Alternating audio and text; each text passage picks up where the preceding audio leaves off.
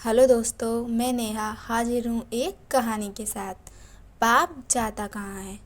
एक बार एक ऋषि ने सोचा कि लोग गंगा में पाप धोने जाते हैं, तो इसका मतलब हुआ कि सारे पाप गंगा में समा गए और गंगा भी पापी हो गई। अब यह जानने के लिए तपस्या की कि पाप कहाँ जाता है।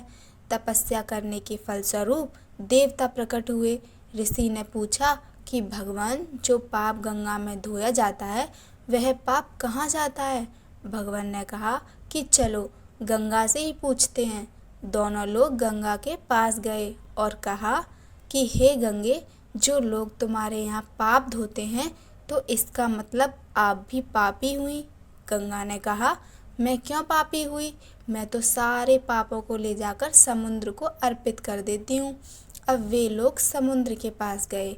हे सागर, गंगा जो पाप आपको अर्पित कर देती है तो इसका मतलब आप भी पापी हुए। समुद्र ने कहा, मैं क्यों पापी हुआ, मैं तो सारे पापों को लेकर भाप बनाकर बादल बना देता हूँ। अब वे लोग बादल के पास गए। हे बादलों, समुद्र जो पापों को भाप बनाकर बादल बना देते हैं तो इसका मतलब आप पापी हुए। बादलों ने कहा, मैं क्यों पापी हुआ, मैं तो सारे पापों को वापस पानी बरसाकर धरती पर भेज देता हूँ, जिससे अन्न उपजता है, जिसको मानव खाता है।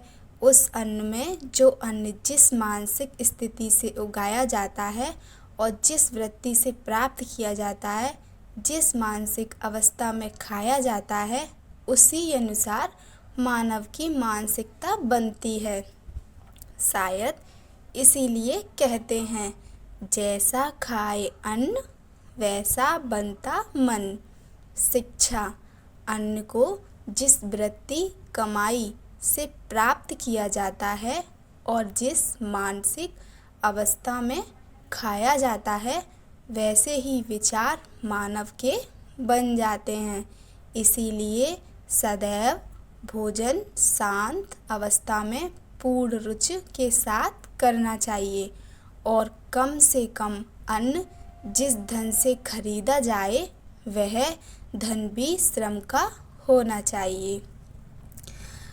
कहानी अच्छी लगी हो तो कहानी को लाइक कीजिए, चैनल को सब्सक्राइब कीजिए। धन्यवाद।